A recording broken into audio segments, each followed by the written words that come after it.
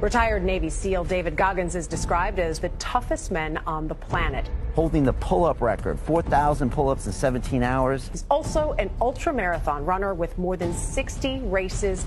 Everybody thinks I'm Superman. I had to tell them the truth. I was not always this strong guy you see. David Goggins is the only member of the U.S. Armed Forces to ever complete SEAL training. He beat the living hell out of me. U.S. Army Ranger School. I had stuff in my notebook, we're going to kill you. And Air Force Tactical Air Controller training. That's when the real war started for me. Athlete, speaker, soldier, and New York Times best-selling author, often referred to as the hardest motherfucker on planet Earth. Why is the truth so important? I'm about 7, 8 years old, and I hear some ruckus outside my room as I'm getting ready to bed down for the night. And my dad is smacking the hell out of my mom and knocks her. She falls down. He grabs her by her hair and drags her down the stairs by her hair. And so at this age, I'm sitting thinking, man, what the should I do, man? Like, I'm scared, but then something in me saying, you got to go and do something. So I go on the stairs and I jump on his back. And he beat the living hell out of me. And he beat me literally from my neck down to my ankles. The next morning, I was gonna go to school half the day. My mom woke up and she pulled the covers back. And when she saw how bruised I was, I'll never forget looking at her face. She was broke, like she was just broken. My mom got courage to finally leave him when I was about 8 years old. We moved to a small town in Brazil, Indiana, and that's when the real war started for me. There was about maybe 10 black families at about 10,000 people in the town. And in 1995, the KKK marched in the 4th of July parade. So me being one of the few black kids in that, in that area, it kind of haunts you. I had stuff on my notebook, we're going to kill you. They had that on my card, we're going to kill you. This is early 90s. And even though I showed it didn't hurt me, it was jacking me up. So all the insecurities I had when I was a kid with my father, it just got worse and worse and worse. And the shit haunted me, but I was doing nothing about it.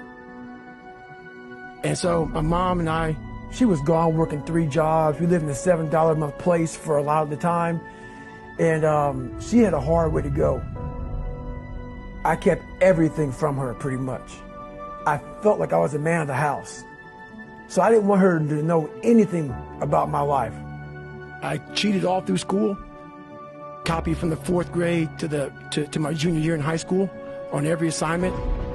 She got a letter in the mail from my high school. And I'm a junior in high school, and the letter says pretty much your son's gonna flunk out. He's missed 25% of school. But she was always gone, so I didn't went to school. She read the letter to me, she put my bed, and I broke. I couldn't imagine going back through that again. And I started finding things that was comfortable. And the more things I found comfortable, the more uncomfortable my mind was. And I gained 125 pounds in that time frame. I went from 175 to almost 300. And I started working for a job called Ecolab, where he sprayed for cockroaches at 24. Driving home, turned the TV on, and I was taking a shower. I walked out, heard these guys. I saw these guys going in the water, so I was terrified of it. I mean, I can't even express. And these guys ringing the bell, quitting, dropping their helmet down, rolling out. A lot of guys just leaving. And it made me reflect on my fears, my insecurities. And I saw real men, what I thought were real men who were staying, who were overcoming adversity, who were overcoming all these different things that I had blamed so many fucking people in my life, my dad, my learning disability, my skin color. Me being everything. And so I sat there for a while and I was like, no one's gonna come to help me. No one's gonna come to help me. It's me against me, period. And I said, the first thing I gotta start doing is facing every fucking fear I have.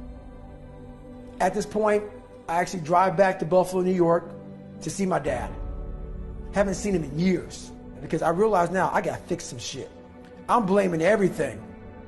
But I need to go back to the root of the problem, which is my dad. I gotta face the demon.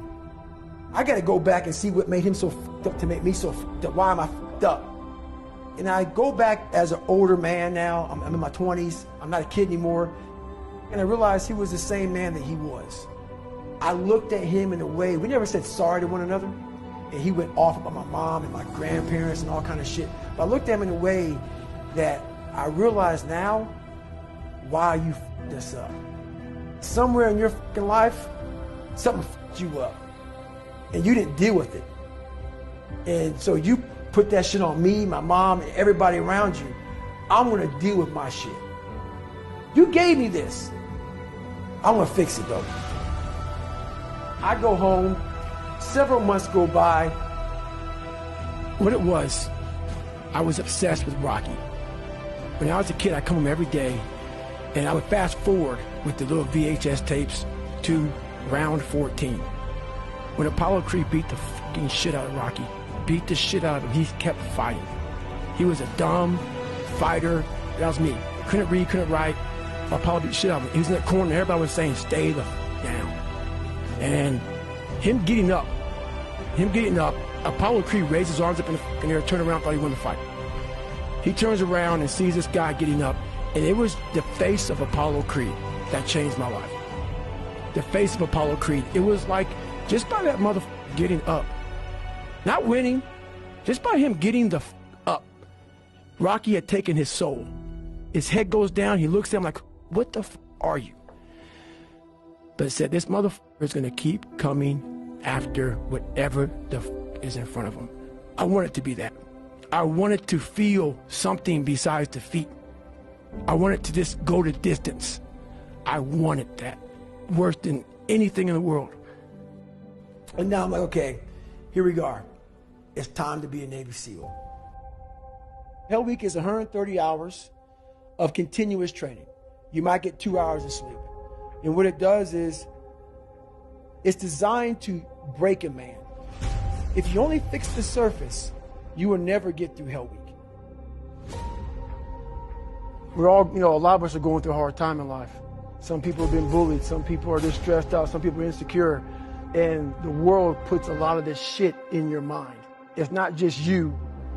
I had to develop a mindset that was indestructible. I had to armor plate my mind. It's about what you're saying to yourself, but it also comes at work. We have a factory, a nice governor in our brain, and it's a survival mechanism. It protects us from pain and suffering. The second we feel that shit, our mind says, oh no, this isn't fun. We should back off. We should sit down, find something more comfortable. It knows what you're afraid of. It knows your insecurities. It knows your deep, dark lies. And it starts to push you away from that shit. It pushes you in a direction that is comfortable. This is the time where you have to gain control back of your mind. I had to build calluses in my brain the same way I built calluses on my hand. The only way I can turn around is put myself through the worst things possible a human being can ever endure. And that'd be the only way that I can build this brain to handle anything that comes in front of it. Retired Navy SEAL David Goggins is described as the toughest men on the planet. You're the only member of the U.S. Armed Forces to have completed Navy SEAL training, U.S. Army Ranger School, and Air Force Tactical Air Controller training, and you've competed in more than 60 ultramarathons, triathlons, and ultra triathlons, and breaking the world record for 4,030 pull-ups in just 17 hours. Why is the truth so important? I had to tell them where I came from, to give people hope that, wow, that's where he came from, and now he's there. I'd like to take my mom up here, who